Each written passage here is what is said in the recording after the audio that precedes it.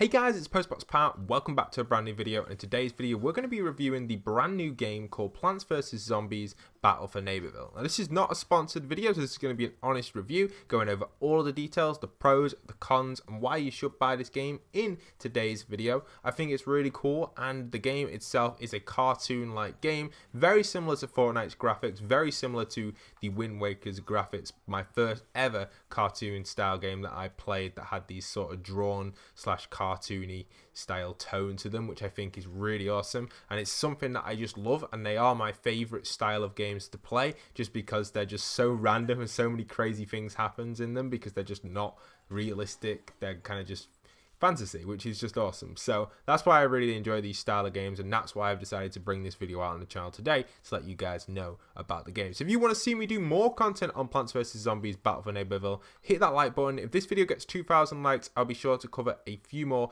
videos on it and maybe even stream it for you guys. I also leave my game always on public, so if you want to connect with me, my gamer tag on Xbox is postboxpatyt. Feel free to add me, and if you own this game, you can come and join me. Speaking of the game itself, it's actually on offer at the minute, the Founders Edition, which is £30 in the UK, and I think it's about $35 in the US. I'll have a little screenshot on screen for you guys right now, where you guys can actually grant access to this and just basically play it and just try it out for 6 weeks and then get the actual game for free. So it's actually slightly cheaper than the retail version. The retail version in store will be £35 in the UK, and obviously online it may be a little bit more expensive. But let's give you guys a little overview of my Plants vs Zombies history. So originally I started out on the first ever Plants vs Zombies, which was the one back in 2009 May, which was the mobile app. Then I moved on to Plants vs Zombies 2, and I've also played Garden Warfare 1 and 2. So it's been out for 10 years, the Plants vs Zombies series made by PopCap, and they have really advanced with this one.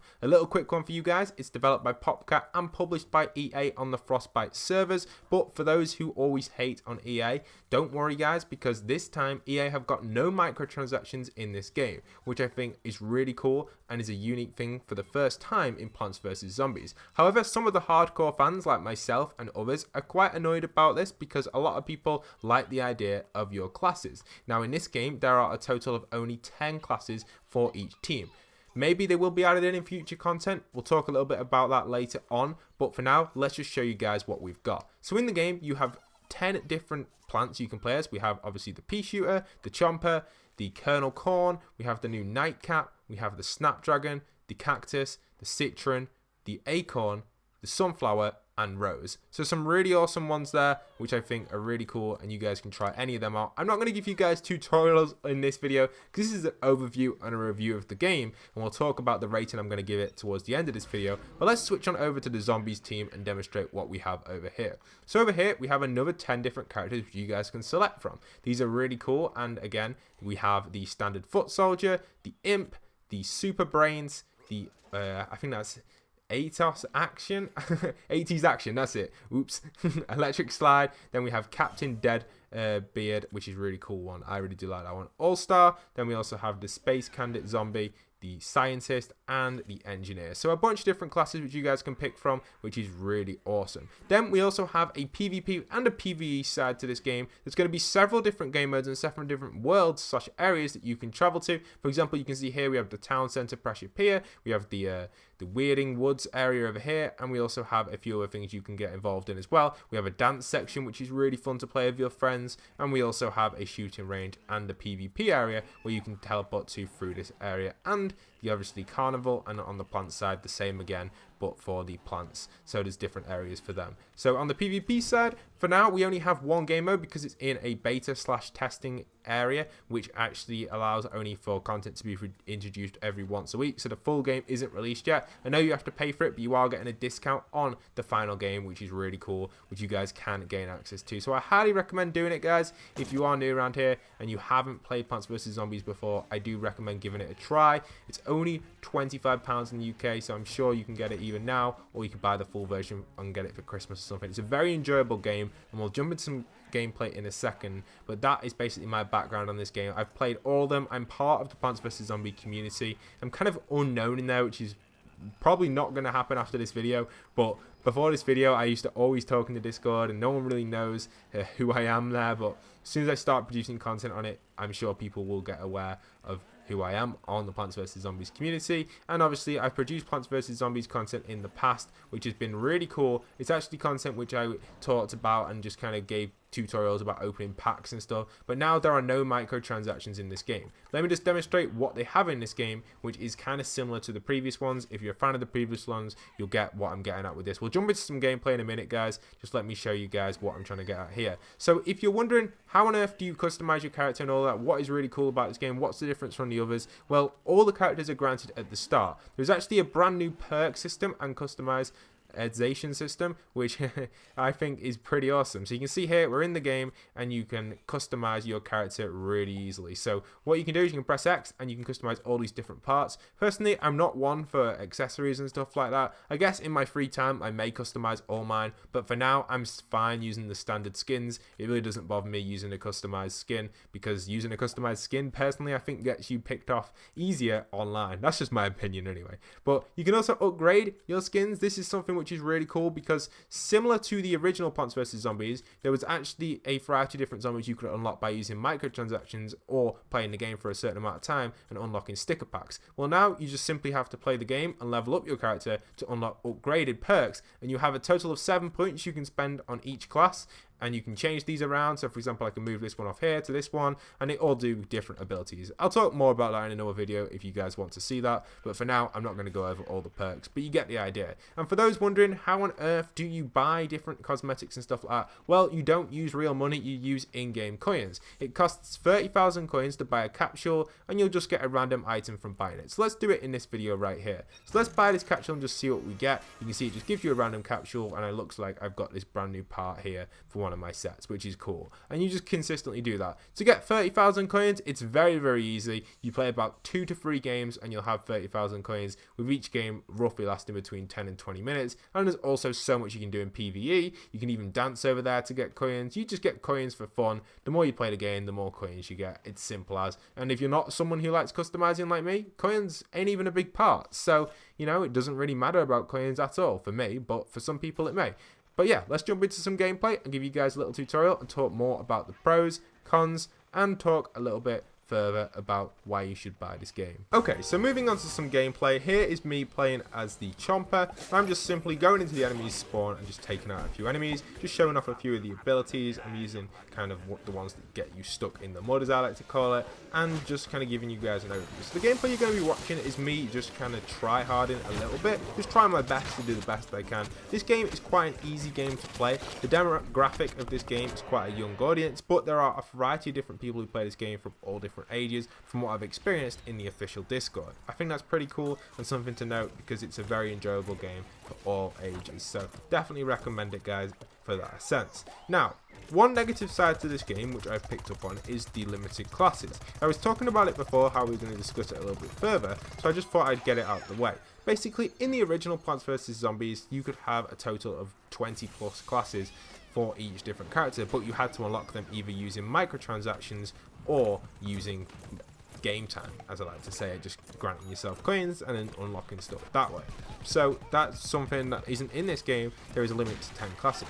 Now, if EA were to add in content regularly, which Fortnite do, and other games have taken upon Fortnite's idea of that, we've seen Minecraft doing it, trying to add content in more, and just so many more games are trying to add content in all the time. I think that's something which is kind of key and something that everybody needs to consider when developing games now, because you need more content. You need content almost every week to keep people wanting to play the game. And I think this game will only survive for about 6 to 7 months if they don't produce almost weekly content. They've got to produce weekly content, or this game will slowly die off.